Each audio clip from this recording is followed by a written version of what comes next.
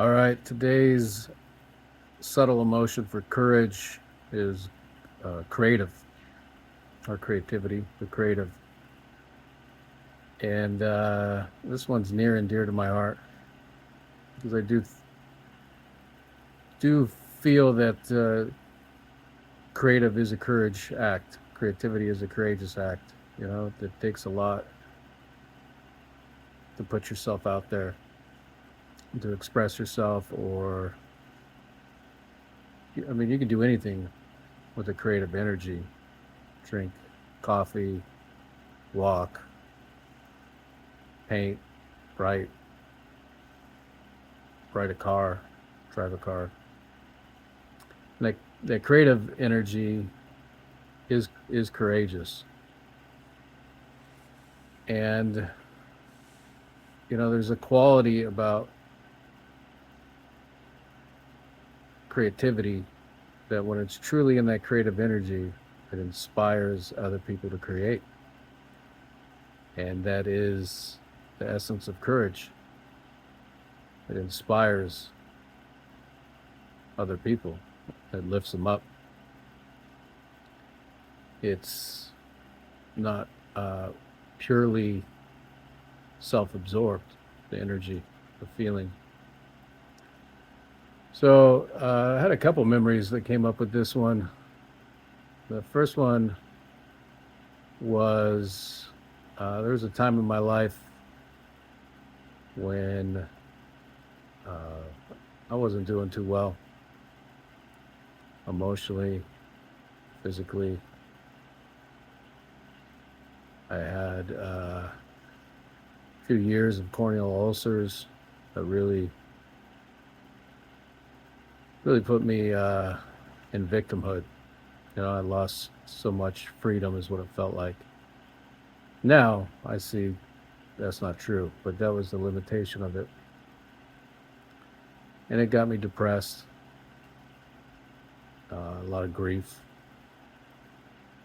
And during this time, or right after that, I'd moved back to California to take care of my grandmother who had congestive heart failure. And she actually had a car accident on her way to pick me up. And she drove underneath a dump truck. And my infant son was in the back seat. And so, because of that accident, she died. A little bit after that, my son, luckily, the doctors were able to help him, but he had internal bleeding. He almost died. So I was going through a lot. I had this physical problem, you know, that no one could figure out why my corneas kept ulcerating. And I had just moved. I had just given everything up, moved back to take care of my grandmother. And then she died, you know, and there's that added part of it that she was coming to pick me up because I couldn't drive because of the corneal ulcers. And then my son was injured. I didn't protect him. So I was going through a lot. And doctors had given me painkillers, which for the corneal ulcers. And then that set off a whole long journey of addiction with them. I was feeling really, really just hopeless, you know, like I just was deep in my victimhood. But one thing I did a lot as a kid was I read books. It was one thing my grandmother instilled in me. She would always take me to the bookstore, the Walden Books, and encourage me to get a book, and she'd buy it. And she was kind of a frugal person, you know, so buying books, that was a big deal. I didn't get too much growing up. So I love these books. I read a lot. And as an adult, um, even though my vision was horrible and I was in a lot of pain, I just I was a little tenacious. I was like, I'm not giving up. I'm gonna read, you know, partly because it helped me escape, I think. And I picked up a book of poetry from Charles Bukowski. And I remember it was when I was younger. I was on the internet at like age 16, back when it was just Unix based. And I started hanging out with hackers. I kind of dabbled in it, you know. It's always finding a way to be rebellious, even with computers. And in a chat one day, someone had mentioned Charles Bukowski, so didn't think anything of it. And then later, like 6, 7 years later, I think about that time, I was at the bookstore, and when I go to the bookstore, I intuitively just walk around and see what pops out at me. I rarely go looking for something specific, which is one of the reasons why I really enjoy used bookstores. And at this time, Charles Bukowski popped out to me, and I remembered that guy in the chat had mentioned him. So I grabbed the book. I think it was You Feel So Alone at Times It Just Makes Sense. That was the name of the book. And I remember reading this book deep in my victimhood and my grief, apathy, hopelessness. And it helped me feel. At a time, I was really struggling with feeling around people. And that essence of inspiring to create was there. It was in the energy of creativity. And I just decided one day I was going to write. And I'd walk to the park with a notebook. Kind of feeling sorry for myself, not kind of, I was. And I would sit there and I would just write poetry. And I would, spend hours there writing and feeling.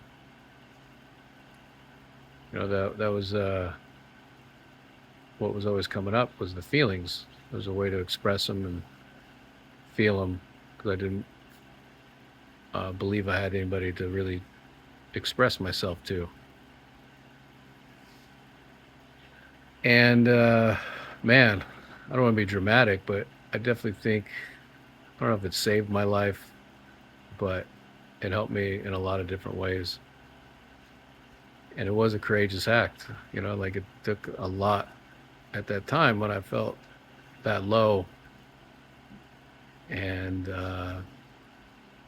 alone, hopeless, to get up, go to the park with a notebook. I remember kind of felt a little worried people were going to judge me, or and I would just sit there and write poetry that came to me. And that energy of that creative energy always uplifted me. And from there, I found people on the internet that had blogs, and they were writing. Some people were just writing stories, other people were writing poetry.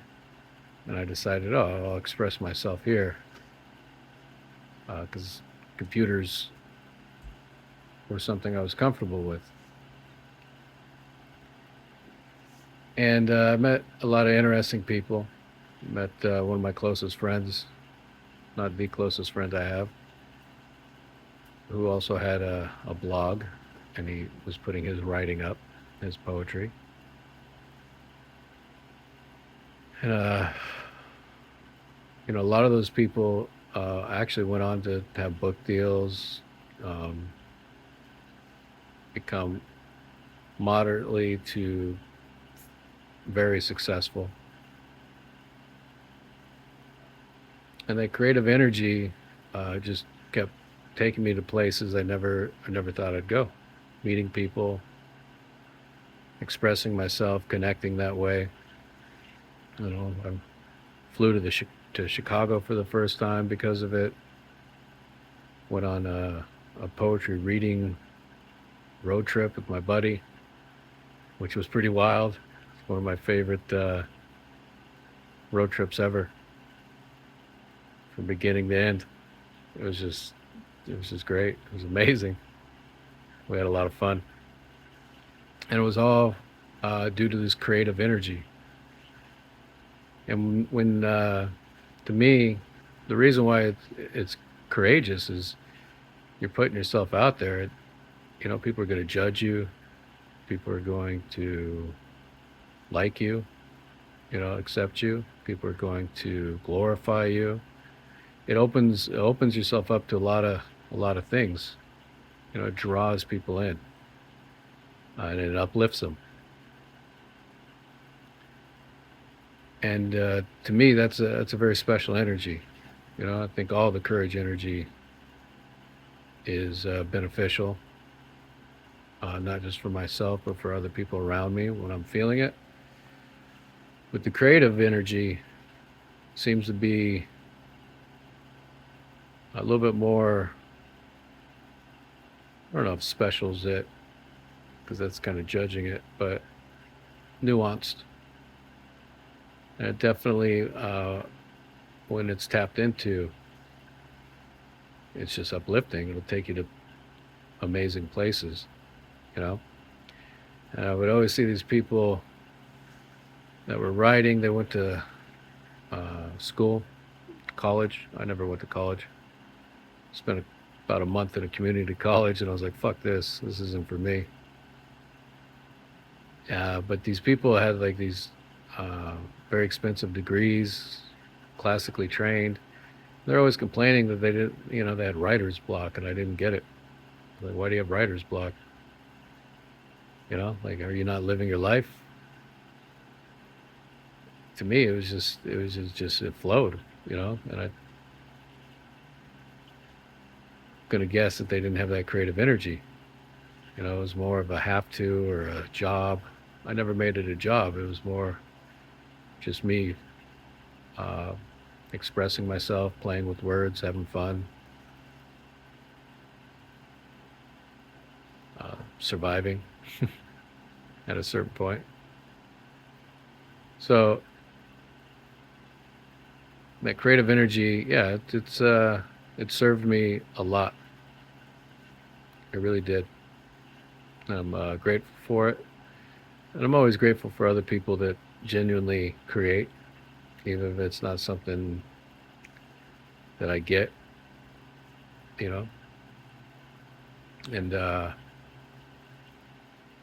yeah, I don't want to get too far into a rant, but I think these days there's a lot of, I don't know, fake. It's just not real creative energy. You know, branding, this, that. It's not. It's more manipulation than it is just that creative flow, creative energy.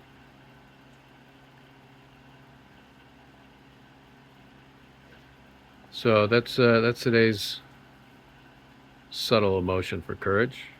It's Halloween. I'm tired. Work's always takes a lot out of me. I got responsibilities. Came home, took my senior dog out, spent time with him, enjoying that while I was still here. And that's today's video. I'll see you guys tomorrow.